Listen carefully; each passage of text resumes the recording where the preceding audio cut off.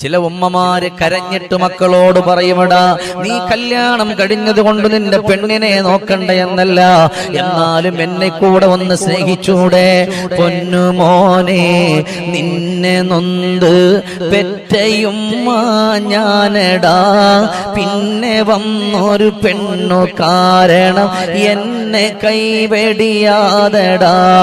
അറ്റപ്പൂക്കിൽ കണ്ണിൽ ബന്ധം എന്നും മണ്ണിൽ വലുതടാ, അറ്റുപോകാതുള്ള ബന്ധം പെറ്റ വയറിനാണടാ, അറ്റുപോകാതുള്ള ബന്ധം പെറ്റ വയറിനാണടാ.